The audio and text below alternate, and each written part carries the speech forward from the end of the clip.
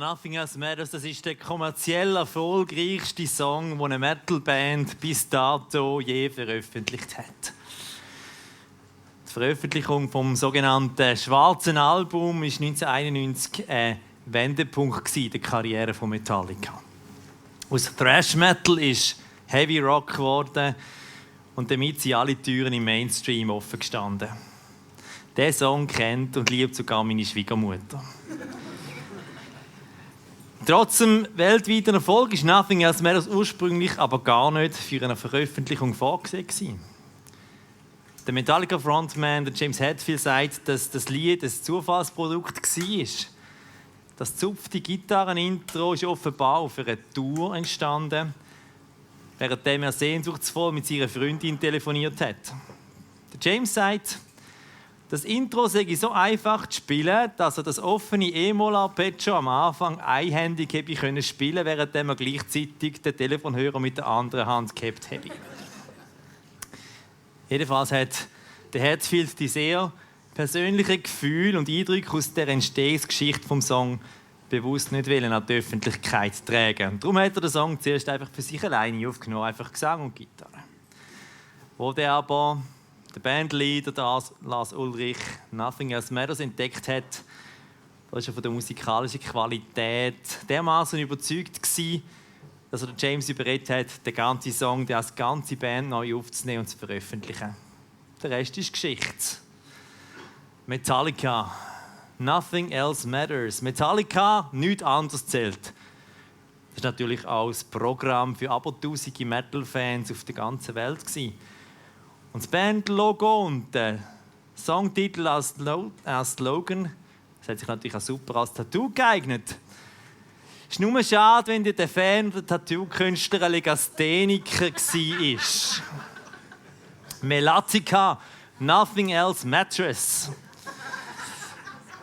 Ja, Metallica klingt ja tatsächlich wie eine bequeme Matratze. Oder einmal wie einen feinen dunklen Milchkaffee.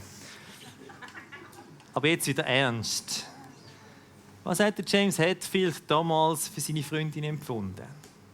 Was für eine Art von Beziehung hat er für sie zwei gesehen? So nah, egal wie weit entfernt. Es könnte nicht mehr von Herzen kommen. Nicht mehr von Herzen kommen. Für immer darauf vertrauen, wer wir sind und nichts anderes zählt. So eine tiefe Verbundenheit zwischen zwei Herzen, dass auch räumliche Trennung keine Rolle mehr spielt. Eine gemeinsame Identität, die so stark ist, dass sie auch alle Zeit überdauert. Wichtiger als alles andere in der Welt, nichts anderes zählt. Nothing else matters. Ich habe mich noch nie so geöffnet. Das Leben gehört uns, wir leben es auf unsere Weise. All diese Worte sage ich nicht nur so und nichts anderes zählt. Eine Beziehung zu einem Gegenüber, der so sicher ist, dass sie kein Geheimnis mehr kennt. Keins haltet sich bedeckt und bringt dem anderen dann ganz eigene zum Vorschein. Nichts anderes zählt. Nothing else matters. Vertrauen suche ich und finde es in dir. Jeden Tag etwas Neues für uns. Offen für eine andere Sichtweise. Und nichts anderes zählt. Nach einer langen Suche ankommen beim anderen. Einen Vertrauensboden gefunden haben, der Sicherheit gibt. Einen sicheren Vertrauensboden, um für alles andere neu offen zu werden. Nichts anderes zählt. Nothing else matters. Ich meine, das Lied ist grandios. Die Musik transportiert gefühlsmäßig genau das, was die Worte für den Verstand beschreiben. Aber ganz genau. Da kann man so wunderbar romantisch schwelgen. Aber jetzt ohne rosarote Brille betrachtet. Wer findet so eine Beziehung? Und wer kann sie dann auch noch leben? Und zwar auf die Länge. Wenn wir James Hetfield seine Geschichte anschauen, dann sehen wir, dass auch er selber das nicht hätte können. Er muss sicher nicht auf Tour. Er muss nicht auf Tour, könnte man noch sagen. Ja, merke ich jetzt gerade. Und so frage ich, welcher Mensch kann so eine Beziehung leben? Jagen wir mit so einem Song nicht einem rosa Phantom hinein, Oder wachen nach einem kurzen, süßen Traum enttäuscht und desillusioniert wieder auf, mit gebrochenen, blutenden Herzen. Ich kann es kurz und knapp machen. Menschen werden dich alle enttäuschen. Ja, du als Mensch auch wirst die anderen enttäuschen. Ich enttäusche andere und werde enttäuscht.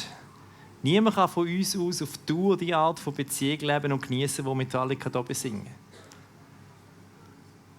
Doch was für uns Menschen unmöglich ist, das ist bei Gott möglich. Er ist genau das auf ewig Verlässliche gegenüber. Der dreieinige Gott, unser Schöpfer, kennt uns tiefer und besser als wir selber. Er kennt und versteht uns sogar dort, wo wir uns selber ein Rätsel sind und keinen Zugang zu unseren Tiefen und Abgründen haben. Anne liest uns dazu einige ausgewählte Verse aus dem Psalm 139.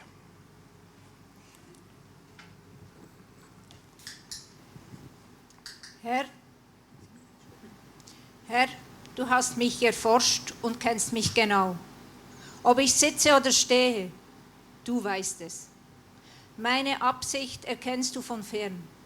Ja, du hast meine Nieren geschaffen, mich im Bauch meiner Mutter gebildet. Ich hatte noch keine Gestalt gewonnen, da sahen deine Augen schon mein Wesen. Für die Juden im Alten Orient sind die Nieren der Sitz der Gefühle und vom Gewissen gewesen. Wir kennen sicher die Redewendung auf Herz und Nieren prüfen. Noch bevor wir waren, noch bevor wir heute sind und handeln, kennt Gott unser Sein. Unser Denken, er kennt unser Fühlen und Handeln. Wenn wir Vertrauen suchen, dann finden wir es bis am Ende verlässlich. Nur an einem Ort. Beim dreieinigen Gott und nicht beim Menschen. Beim dreieinigen Gott, trust I seek and I find in you. Dass sich das von weitem Kennen nicht nur auf Gott als Schöpfer bezieht, sondern auch auf Gott als Erlöser, das sehen wir in einer überlieferten Episode im Johannesevangelium. Wir hören noch einmal an.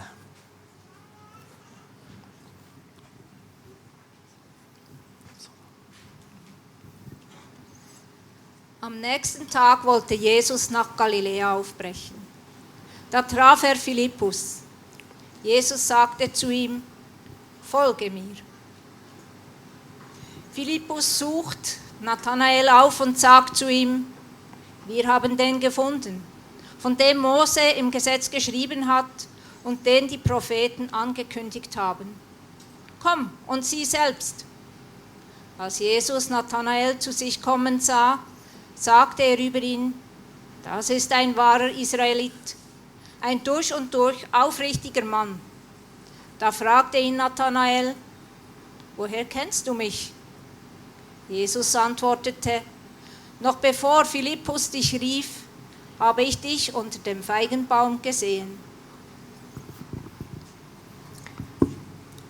Es ist menschlich noch so schwer vorstellbar, wie Jesus den Nathanael an einer anderen Ecke vom Dorf oder wo auch immer hat können sehen, obwohl er an einer ganz anderen Ecke war. Und dann auch noch ganz genau gewusst hat, wer er ist. Aber so ist eben Gott. So nah, egal wie weit entfernt. Und er ist der dort, wo wir uns von ihm gehalten wissen, wo wir ihm vertrauen, sicher bei ihm sind, wo wir uns dann öffnen können. Es könnte nicht mehr von Herzen kommen.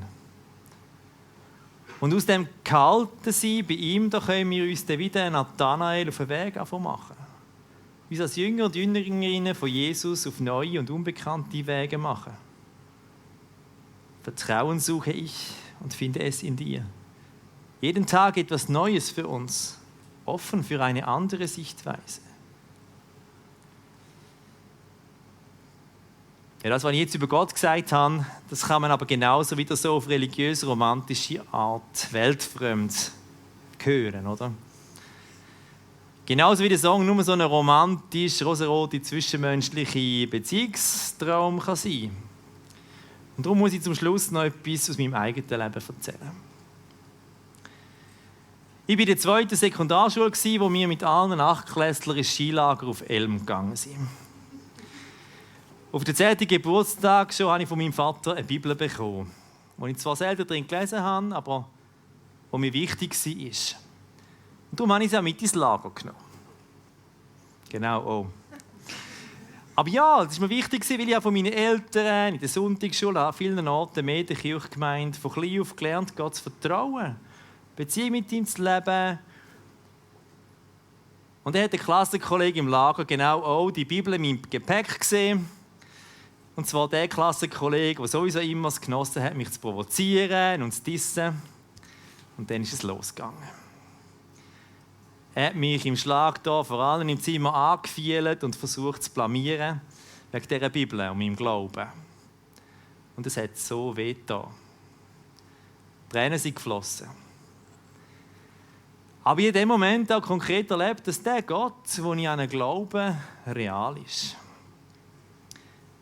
Ich habe meine Schwäche und meine Verletzlichkeit nur zu gut gespürt in dem Moment.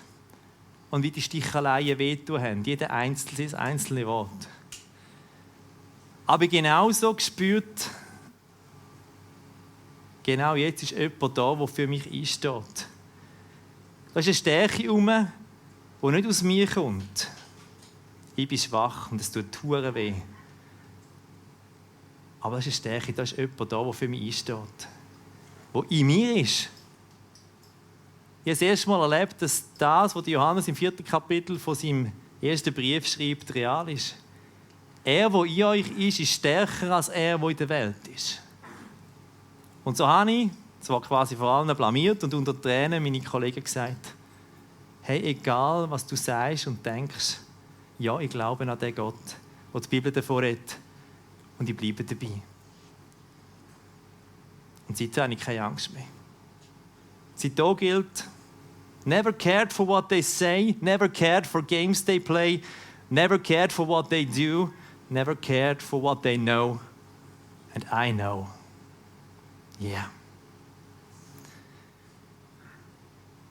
Ja, wenn ich mich gesehen und kennt fühle von Gott, wenn ich weiss, dass ich vertrauen kann, dass ich gehalten bin, ja, dass mich jemand besser kennt als ich mich selber, dass ich verstanden und geliebt bin, auch dort, wo ich mir selber ein Rätsel bin, dann kann ich mich sogar anderen Menschen gegenüber einfach öffnen, bevor ich weiss, dass sie es gut meinen. Bevor ich eine Sicherheit habe, dass ich nicht enttäuscht und verletzt werde. Wie da jemand ist, der mich trägt. Jemand, der mit mir auch den Schmerz trägt und wenn ich verletzt werde. Jemand, der da ist, der mich erlöst und heilt. Ja, und so wird am Ende die Vision von dieser echten, tiefen, verlässlichen, zwischenmenschlichen Beziehung aus Nothing Else Matters doch Realität. Nicht aus uns. Aber weil Gott Gott ist und wir ihm vertrauen können. Er ist treu. Er ist die Stärke, unsere Stärke, wo wir schwach sind. Ich lobe dich, Herr, von Ewigkeit zu Ewigkeit. Dein Wort ist eine Lampe für meinen Fuß und ein Licht auf meinem Weg. Und Gottes Volk schreit: Amen. Amen.